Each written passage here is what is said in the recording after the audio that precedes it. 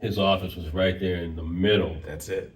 And if you walk by there, and they had like 3 or 4 chairs for kids who were being disciplined, and you walk by, and if you saw your buddy or your friend, You hit it. you messed up. Yeah.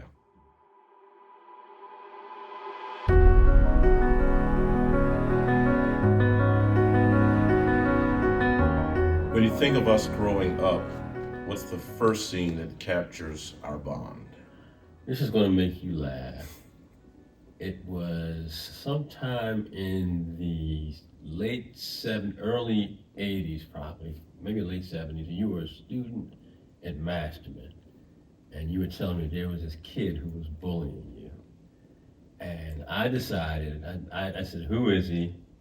And I went down to Masterman, and I met you down there, and you were like, he's this way. And that's how I followed you, and we went into there's a stretch of lockers, and you pointed him out to me, and I threatened him, I threatened him physical harm if he kept it up. Of course, we've gone 180 degrees away from that in the way we react, but it just reminded me of, as I think back in the moment, how much you mean to me. When you're young, you don't know anything about diplomacy, you don't know anything about moderation or just, equilibrium in a situation. And I just went down and I was like, who was this kid? I threatened him. I couldn't, who knows what could have happened. But that reminds me of the bond we have and how it's grown from that. It's gone from what would have been a physically regrettable situation had it actually happened. But it just makes me think of how close, I haven't talked about stories of hearing Uncle Corey and Dad talk about some of the things that made their bond, and these are our father who was born in 1905 and his brother who was born in 1900, single digits, 06, yeah. So I think that is something that really brings me back to the bond that we had. But you weren't expecting to hear that either. I wasn't. I remember the guy's name. There were 3 of them. His name was Nate. They were in high school. I was in 8th grade. Right. So they were seniors. They thought they were slick. Mm-hmm. So that was in the early 80s. Yeah, 83. Yeah. So yeah, I graduated from high school. I was real out of bounds with that. Will you tell me, Marshall, when you think of us growing up, what's the first scene that captures our bond? My birthday party, June 7th, 1979. At a big birthday. Mm-hmm. And Frank Belfi, Ted Gavin, Carlos Foster, Nicky, Markey, and all those, George. Those pictures on the steps. The pictures on the steps. Yeah. And I had a big birthday party. I felt like that was the first big birthday party I could remember. I used to see pictures of you guys with big birthdays, and we were all there. And it was my entire play world, whether kids from Lamberton or from church or from the neighborhood. And it was one of the best days of my life because I had a chance to have cake, do everything I wanted to do. And it meant so much for me to have that day, and for you and Mitch, our other brother, and Carlos, people who are our tribe and village, for everybody to be there. Right. And I can remember individual things that I did with people on that day. And so I go back to largely that same era, where your entire life is established. Right. And I can remember that day and how happy I was at that party. I've only had really 2 parties in my life like that. The second one you were not at. It was my 40th birthday party up on Cape Cod. Everybody was on the vineyard, came over to our house, and we had a big lobster bake and clam bake, and I drank way more than I should have and chucked more oysters than I should. Didn't even shower that day. At the end of the day, took everybody down to the lake and we jumped in. Wow. My 40th birthday. So my 10th birthday and my 40th. Man, I wonder where I was. Was I in Washington? You were in D.C. You were fathering and husbanding and working. And so, that's 15 years ago. So you were at the peak of your career as a journalist. Yeah. I remember that birthday party. I remember Joel Wilson, member of Salem. Yeah. Julian, Julian, and all your friends Phil from Ragland, Lamberton. Yeah. Eric Dernbach, Yeah. Paul Brown. Yeah. Wow. I distinctly remember that. Fourth grade. Yeah. Wow. And I remember because Mom still has those photos of us on the steps that day. So, Right. Yeah. So it's a heck of a memory. Yeah, that's good stuff. It's a heck of a memory. What is something about our bond that still feels the same even though we're grown now? I would say uncompromising love for each other. I would say you have been my best friend, and we were raised that way for the three of us. Right. Whenever I have something that I really need to talk about, I go to you. And it's always been that way, you know, or I go to Mitch. But just the love, just knowing that, you know, you're going to be there for me. I'm going to be here for you. And was passed down from mom and dad. You know, the family first. Well, God first, family falls under the umbrella of God. And that hasn't changed a bit. Whether you know you have been in Philadelphia, whether you know I was in Washington. That's just a consistent. You know that I don't remember really much of my life prior to you arriving. So I would say love. I would say it feels the same. You know, as I look back on it, it hasn't changed. It's grown. It's grown because you go from being a boy to a man, and so it's grown over the decades to the point that it is today. So. I'd say, you know, it's interesting. You were dealing with evolution, growing, changing, but at the same time being consistent. We still laugh at exactly the same stuff today that we laughed about when I was 10, when you were 15, when you were 10 and I was 5. Like the same jokes. Sometimes we'll call each other and call a person's name. And we'll know. Right? Like if I were to mention, back when we were at Lamberton, we mentioned Mr. Harris, what are 2 things that you would say? He was the disciplinarian. He was the dean. He was a disciplinarian and a man who I grew to love dearly when I reflect back on where we were in the 70s being bused to Lamberton. But number one is cologne. Cologne. It's cologne. He wore this cologne that you could tell if he had left a section of the school. You say, Mr. Harris was here. Exactly. Mr. Harris was here. And he was the first incarnation of Darth Vader that we knew. Yeah. But you know what I really remember about Mr. Harris? When I found out that he was a Mega Psi Phi. Like a dad. Like my dad. And when because you try to barter with these administrators if you get in trouble. You know, so you slide things like, well, by the way, my father, Mega Psi Phi, so was my father. Yeah. And I was negotiating that I was really bad in the 7th and 8th. We're just mischievous. Trying, getting out of things like food fights and, things that I had gotten involved in. And I would say, and also his suits. Mr. Harris always wore suits. He was always clean, Natalie attired. And that was important for us because we were bused to a white community that was lower class than the black community that we came from. Right. But he was the black person.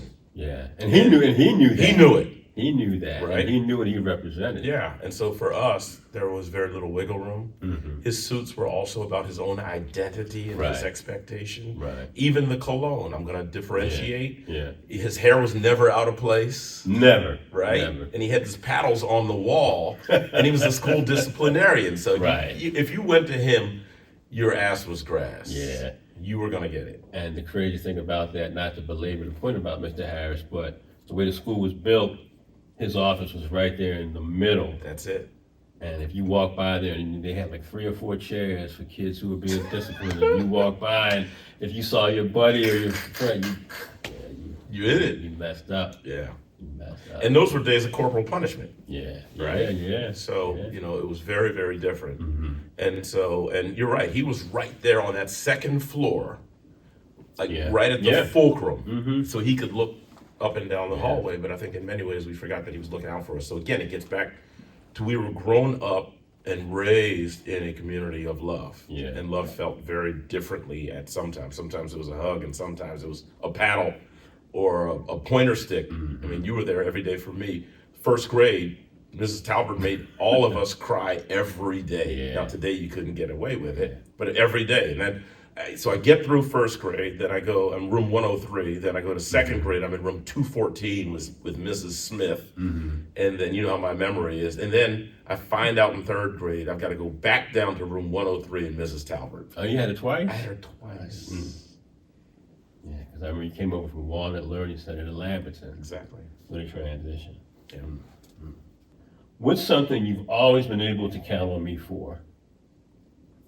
Calm, cool counsel, and compassion. There's nowhere else I can go on the planet where I can get that mix of things. It's not even about subject matter expertise. You are born with this innate ability to be loved and liked. When people tell me they've got an issue with you, I'm ready to fight them because you are not naturally inclined toward issues. Mitch and I are more naturally inclined Right. toward issues. When somebody, I've never heard anybody say, I don't like John. There are enough people who will say, I don't like Mitch, I don't like Marshall. Right.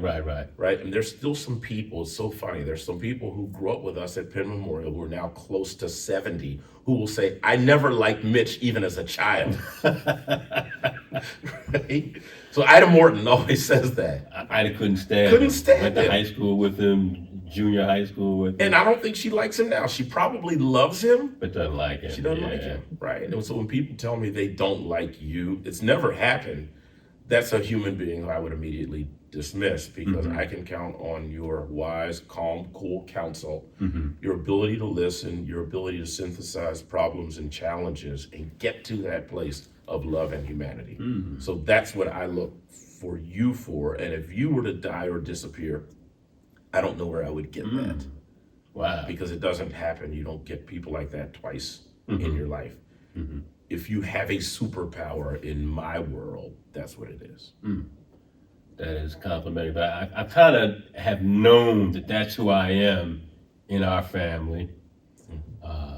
With mom, you know, with dad, I've always been, I've been a human buffer, and I think that I want to be that buffer for the people that I love. You know, That bothers me a little bit, though. Does it really? Yeah, because I don't want you. buffer is a word. I don't feel like a buffer or say a hockey puck. I get it. You know what I mean? Yeah, but I think I used to watch you build model rockets and model planes. You remember you had a Frankenstein model also. Frankenstein, Godzilla, King Kong. I had all Exactly, those. Yeah, right? Yeah. And so I felt like that at that point in your life, you were doing so many things for John that were evocative of who you are, your internal self without the moderation of being buffer.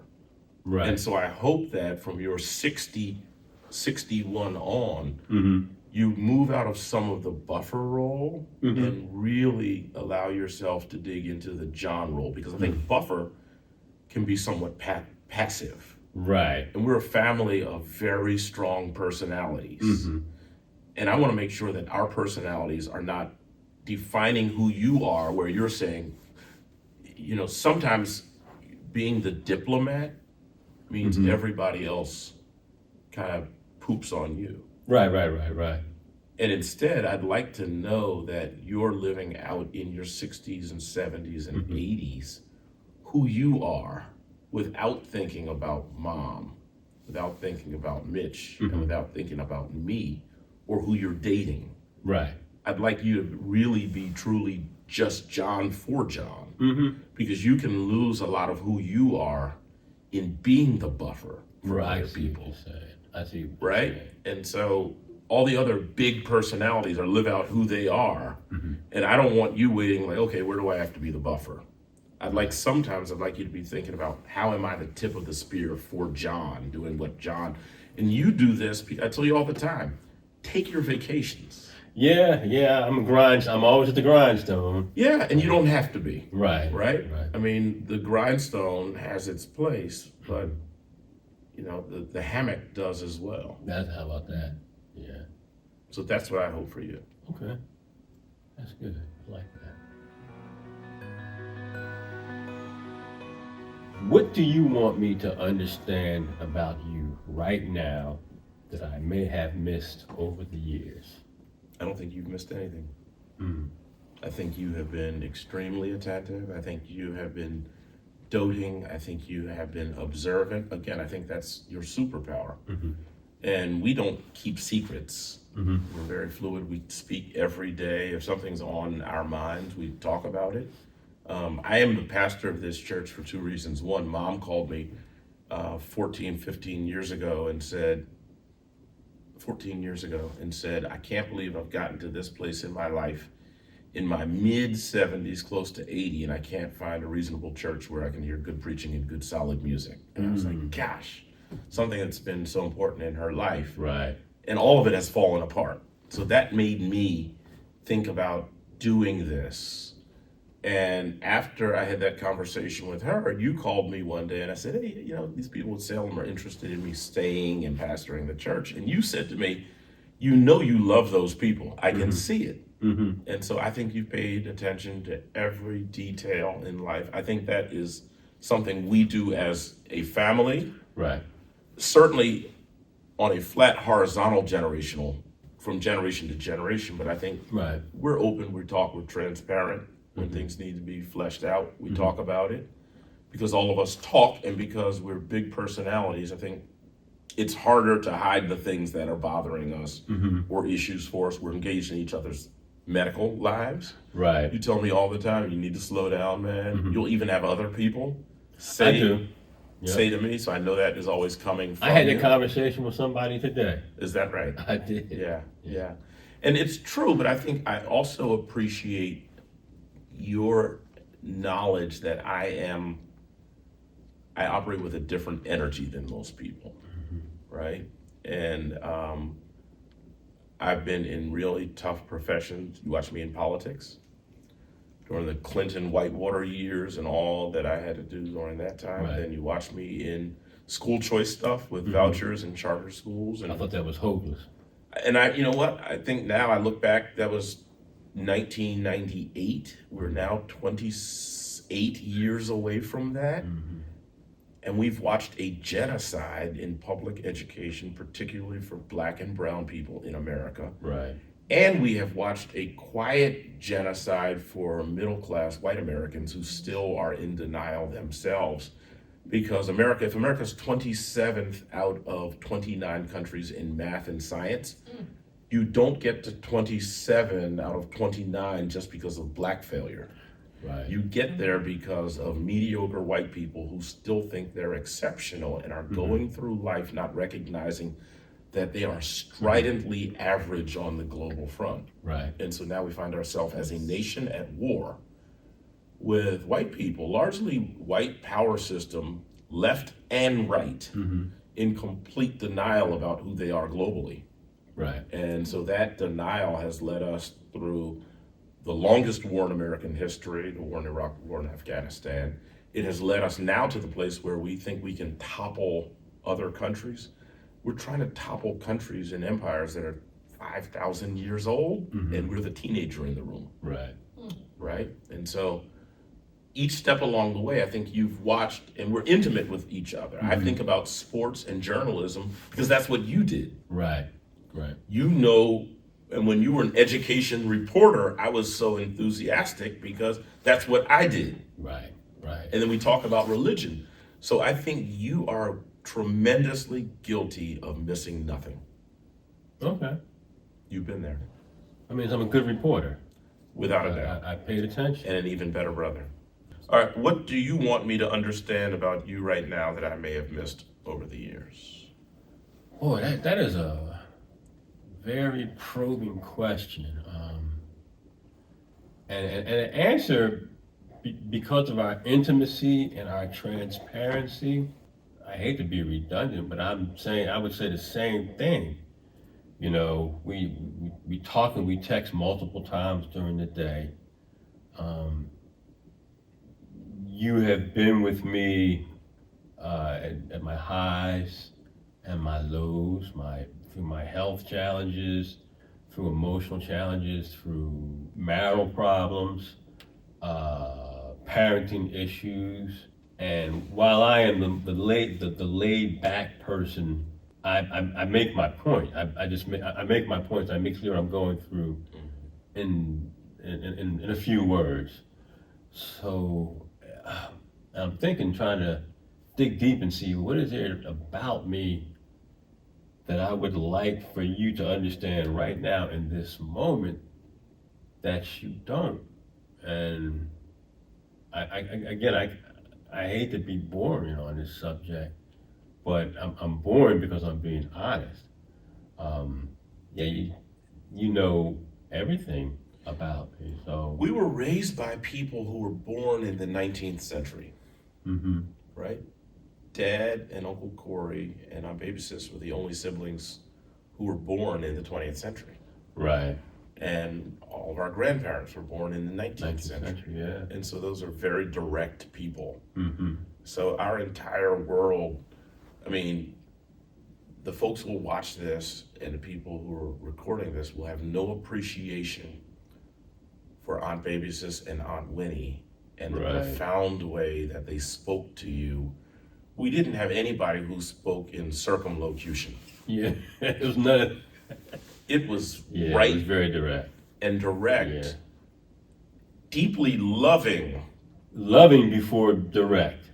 Loving before direct, but just completely direct. Right. I mean, Uncle Horace, Aunt Winnie, Aunt Baby Sis, Uncle Corey, Uncle John, Uncle Russell, Mom, Dad. These are all people who were eminently brilliant and tremendously direct. Right. And so I felt like we know everything, even if things aren't hashed out. Right. There's an awareness of what the issues are. Right. And I think that helps to contribute. We literally are part of a generation that doesn't exist any longer because we were raised by people who were born in the 19th century. Yeah. And you didn't just run into a room and talk or speak without really calibrating your tone, your volume, who was there. And I think we've tried to carry that into our own lives. Yeah, and as a result, that's how the communication has been. Yeah. You know, it's been very direct. It's been very honest. It's buttressed in love, but it's always been direct. So if I'm going through something, I mean, you know, my friends, my closest friends have been my closest friends since elementary school, and we're still, you know, maybe with the exception of Max, who I met at Howard, who's come into that. But I've only known all my best friends since the days of Lamberton, the days of Overbrook. And Birth. Yeah, and Birth. Yeah, you know, the Wilsons across the street. Alston. Yeah, the Alstons. It's age 0. Yeah. So, and we've always been harnessed, whether it was through the church, whether it was through athletics, playing football on the street, going to the R-rated karate movies when we weren't supposed to go to, the Goldman and those theaters to populate, the Nixon, you know, all those theaters, things that we weren't supposed to do that we did together. So it almost formed a fellowship, not almost, it formed a fellowship and a family. And as a result, because of how those things were forged, there was very little, let me keep this secretive. And even from a standpoint of the emotional stuff, like it's weird. I always think of this when I was, I remember when I was going to the hospital, we were going to Penn, and we were going because I was going to get the results of an ear, nose, of a biopsy, and I literally knew that I had throat cancer. I knew it before we got to the doctor. And I remember going there, and when the doctor, you and Mitch were there when the doctor went through the process, and I had already started the process saying, okay, now how do I fight this? Because I have my family, my brothers that I have to live for, I have my sons that I also have to live for. I'm going to beat this thing.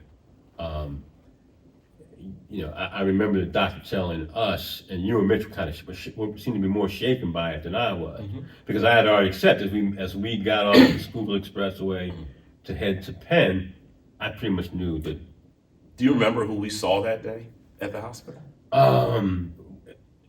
Mortician? Yeah. Yes. We saw our family mortician. Yes. We're walking in, you're gonna find out you're getting cancer. It's like, damn, this is a movie. Yeah. And And I was actually at peace with it as we went in there. Yeah. But I say all that to get back to the point that, there's nothing, you guys, that it was a secret or something, and that's a moment in life. You're a relatively young father. I had just moved back to Philadelphia. I'd gone through a divorce, and you guys knew the pressure that I was going through by not seeing my sons every day. But because the relationships have been so intimate, there's been no hiding or cloaking. I think a lot of it also we're a family of communicators. Mm-hmm. You're a journalist and writer. Mm-hmm. Mitch is a singer. Mm-hmm. I preach and write and speak. We place a particular emphasis on being direct, transparent, Right. communicating. You and I had a conversation earlier today without saying another word. I know what you're talking about. You know exactly what I'm talking about. Yep. We were around a couple of people. Yeah. I know. And I was laying out a vision for something, and I might speak for 14 seconds. Right. And then they would overlay themselves. Right. We don't do that. Right. And it was almost comedy. It right? was. I was trying to get your attention. I know. I refused to look at you because I was actually playing to your cheap seats. Right? Because you knew how funny and absurd it was and how completely impossible that would have been for us in our family construct to communicate that way and not let people finish. Right. And when this is seen, I'm going to point this out to both of those people. It was, I don't know that they have the capacity to see it. Right. And understand it. Because they would say, okay, I'm not going to say anything. Right. And I'd speak for 7 seconds. Right. And they would lay out the next issue. Yeah. And then apologize. Right. And then I'd speak for another 11 seconds and they do exactly the same thing. It's impossible. Yeah. So I think that's why we know everything about each other. Yeah. Very little, everything is transparent. What feels most important to you in your life right now? Continued nurturing of my faith life.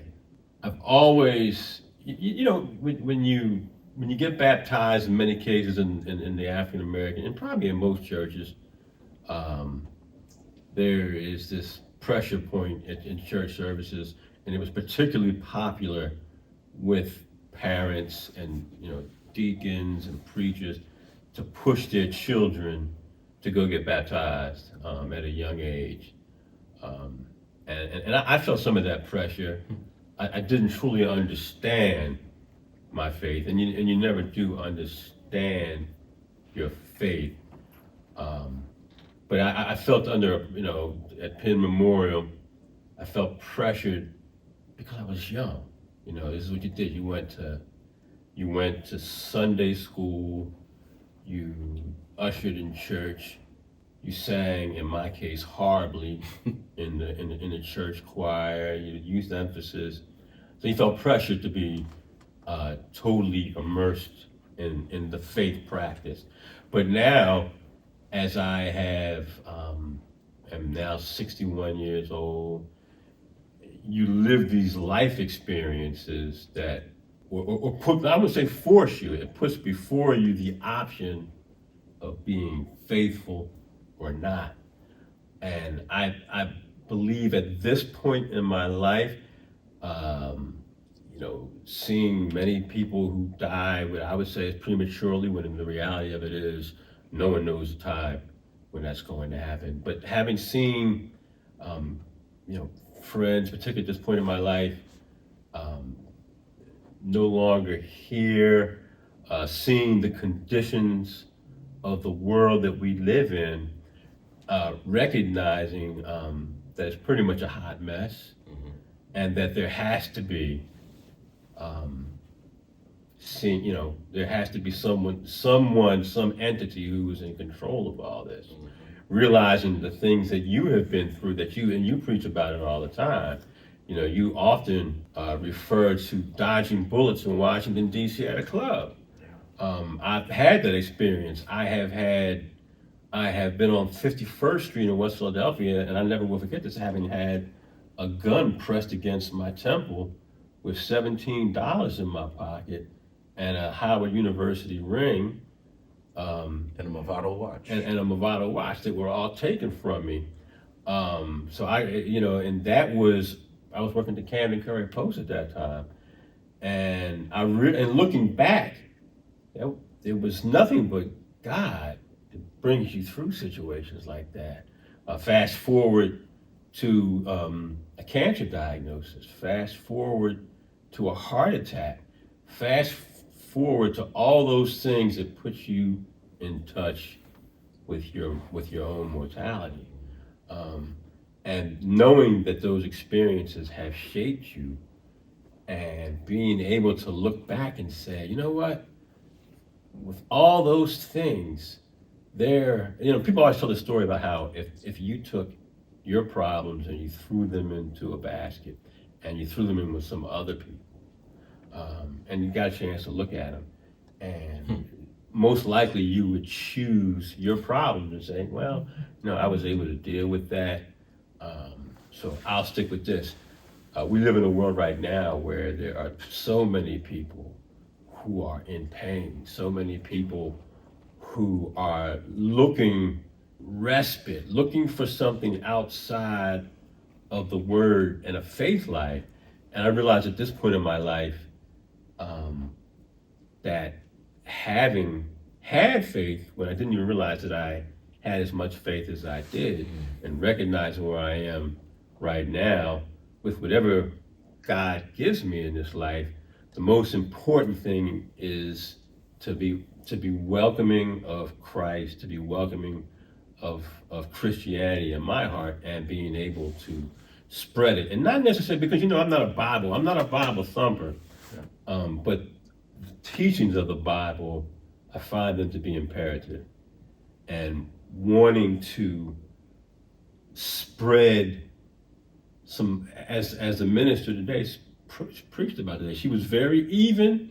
She wasn't typical of Baptist. Yeah, she wasn't typical fire and brimstone, but her message was one of faith and hope, which are such important bedrock to a faith that has brought me to where I am. Where you don't know, you can get in the car this afternoon, and a few hours from now, people were saying, "Did you hear about what happened in John Metro?" Yeah. So knowing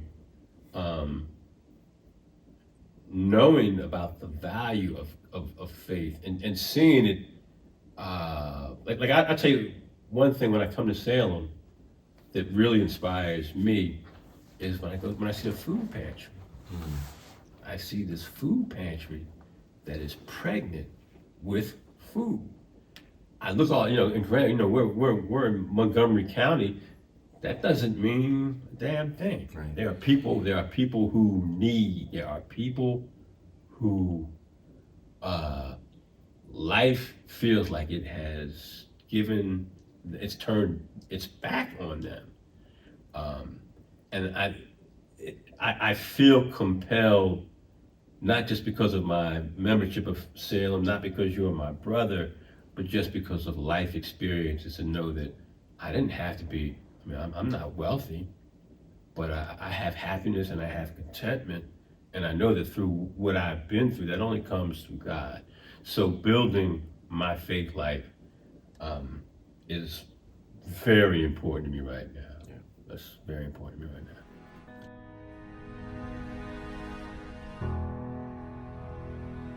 What helps you breathe well, and how can I protect that? And he's going to have a difficult time answering this question. Absolutely. He's going to have a difficult time answering this question. What helps me breathe, and how can you help that right now? I think what helps me breathe right now is a willingness for people around me to let me finish this mission. Mm-hmm. I take very seriously this mission, and it loops back to some things that you said about faith. Mm-hmm. America has a crisis of faith, not just a crisis of religion. Churches are emptier, mosques, synagogues are emptier than they've ever been in American history as a percentage of the population. And ironically, what I believe people need right now more than anything is the ability to build and construct their faith. I think I'm completely convinced that people who operate with a real faith, not the performative God bless America faith, Right. not the performative, the kind of the cultural Muslim Islamic faith that operates in Philly, the Ak culture, right? But people who understand that if you use your faith, it allows you to breathe. It gives you some breathing room in the world today. I see it with our kids. Since I have been more intentional about our kids exercising their faith, and this generation of kids is so much more faith inclined than any I've ever seen. It happened during the pandemic. I would get calls from members of the church, wealthy people, very high-end, connected people who are not particularly religious, who would say, my kids are asking me so many questions about God.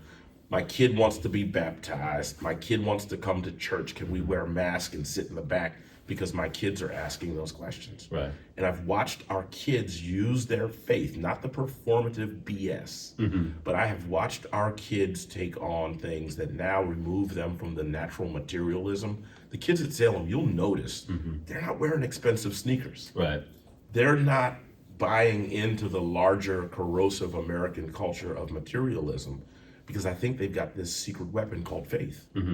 And the ability for people around me to let me finish this mission is what lets me breathe. And for most people, I get here 4 o'clock, 5 o'clock in the morning. I clean toilets. Yeah. I scrub floors. I mop floors. That's my time to actually breathe. Okay. No, because nobody wants to join me then. Right. So I finally get away from everybody. At that point, nobody wants to date me. At that point, nobody wants to talk about movie. At that point, everybody leaves me alone. So I breathe deeply. It's like a defense It's mechanism. a defense mechanism. But it's who you are. It's who I It's am. who you are. And so it's so organic to who I am that people think, oh my gosh, this guy is killing himself. He's depleting himself. And I'm actually saying completely wrong. For the time when I'm able to be on this task, to be able to create a community and a space where gay kids can live out their Christian life, where white kids can live in a black church and feel exactly welcome, where black kids no longer have the weight and deterioration of thinking I'm black and American, I've got to be aware of this. Honestly, my model for this church is Walt Disney. Really? You'll remember in the 70s when we used to watch Wonderful World of Disney. Walt Disney used to open the show, and he would only stay on the stage for about 45 seconds. He'd say, that pesky mouse, he's so naughty, but I'd like you to watch what he does tonight. And then Walt Disney disappears. He doesn't have the need to be the star. In church on Sunday, I'm dressed down, I'm dressed like this, I've got my sneakers on disproportionately. Some people frown at it. I don't care, because it allows me to move back into the setting and let other people be the star. So Monique, who plays the violin, now becomes well known, or an organist, or a little kid who reads scripture, or a little kid who sells 8,000 boxes of Girl Scout cookies. They become the stars. And so for me, it's very counterintuitive. And so when I do that, when I get out of the spotlight, when I get, ironically right now, out from in front of the camera, I breathe. And so what I'd like to do is I'd like to make sure that everybody around me knows that so much of what I do, I feel and believe is healing the world and humanity, because we're creating a place where people can come, where it can be, if I can get you I can't get you in the sanctuary, but I can get you in yoga. Or I can Right. get you in the movie theater, or if I can get you out on the football field. All the places are equal for me. Because faith for me is about demonstrating and pointing to a God who loves you utterly and completely, and to whom and for whom you have access. And so being able to do that means get out of my way, leave me alone, let me go into the outer recesses of my imaginative, film-based Hollywood mind and bring that into the church. And Jesus talks about the scripture talks about the same thing about turning spears and swords into pruning hooks and plowshares. And so I'm bringing my worldly experience in politics, in film, in education, and business, and I bring it into a church context. And so swords and spears become pruning hooks and plowshares. And I watch those 140 kids who are growing inside of our Sunday school after everybody has watched their own Sunday school collapse. Right. And so for me, that lets me breathe because I've helped to create the church that Mom said she couldn't find. Right. And I helped to find a place for a gay kid who might have considered killing himself. Right. Right. And instead, they're thinking about how do I live out my life in faith? And I know everybody here loves me. Yeah. That lets me breathe. Yeah. Yeah. That sounds like a lot of work for others. Yeah. But if that and because I know you, because I've had a conversation with you many times, man, you need to chill the F out. Yeah. You need to slow down. Yeah. and to your point, describing what I just described for you took all of the tension of this day off. Right. Because I was, how wound up I was 2 hours ago. Yeah. All of my shoulders fell and I breathed because actually I imagined the kingdom of God where that kid has a place, where that 106-year-old Grandma Edna, who still lives alone, cooks her own food, comes to Salem, who joined the church at 98. Right. Because she couldn't find a place. And for me, the greatest gift that I can give is my ability to use my talents, my skills, my sledgehammer rhetoric to create those places for people, and so other people wind up with a church just like Mom. Okay. What helps you breathe well, and how can I help protect that? What helps me? I was thinking about this the entire time you were talking. Question's harder for you than it was for me. Yeah. Well, I think that gets to some of my earlier point about you looking out for everybody else. Other than myself. Other than yourself.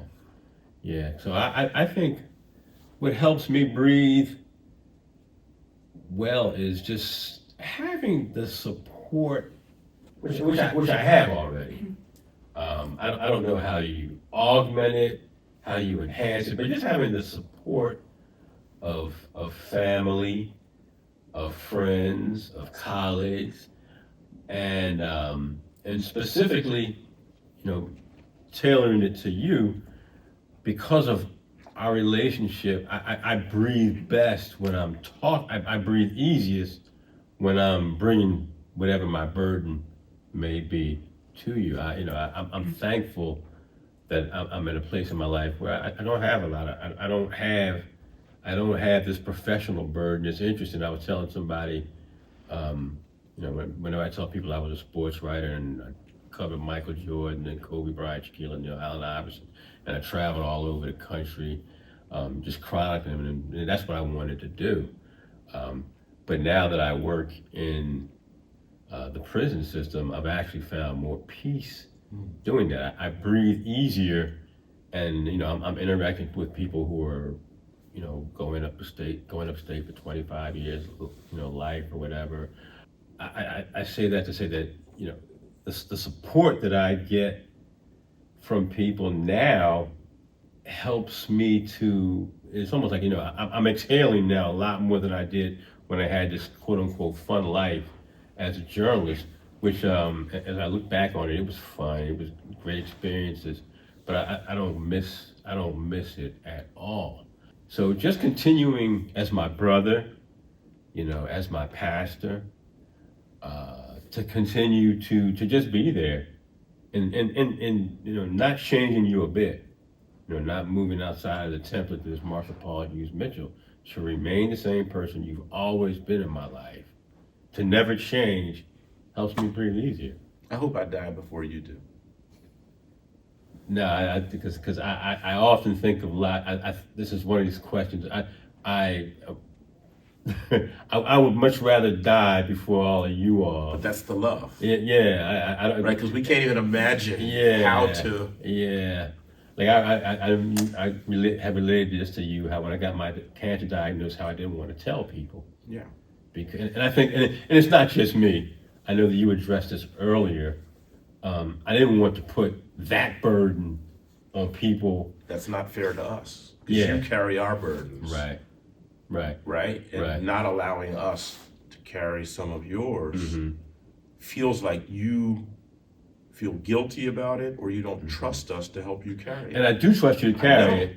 I just don't want, man, my brother has cancer, But everybody, what family hasn't been touched by cancer? Exactly. I'm not standing here as some paragon of virtue because, by the grace of God, I was diagnosed in 2013, and here I am.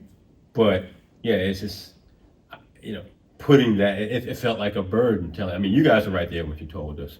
And again, I had reconciled, I already had cancer. I was on to, how do I deal with cancer? But just being who you are, I'll breathe a little easier if you take some of that burden that you carry. Yeah. And commitment to, because you do have a, you had stand for Will Smith and I Am Legend. Yeah. Remember that movie? Yeah. I can fix it, and you can't fix everything. Right. You just can't. My faith and religious orientation leads me to believe that God can fix everything, and that He uses us as His hands and feet in the world. But the biblical verse that it says, "Here I am, Lord, send me." So that is always playing in the back. But my humility is, I'm not doing it. I'm just the hands. Right. And the conduit. Yeah. And you know this. There's ego, but it's not maniacal. Right. And it is not pure ego, because I operate out of a supreme belief and sense that the God of all eternity sees us. Right. And wants the best for His children. Even on the heaviness of today was because we are a historically black church, 3 centuries into our walk. We're in the middle of a white community now, and white folks have started to join the church. And because I am an inclusive, we are multiracial as a family, so I am geared toward everyone coming, and everybody isn't ready for everyone. Right. And some of the white folks in our community who are watching Salem grow are looking at white people come, and they can't breathe any longer. Right? And we talk about, I can't breathe. So you think about George Floyd, you think about the other brother who died in New York. And I want people to breathe. Yeah, Eric, I forget his name. Yeah. Right? And so I'll breathe easier when everybody's breathing. That's kind of my orientation. We didn't cry. Yeah, how about that?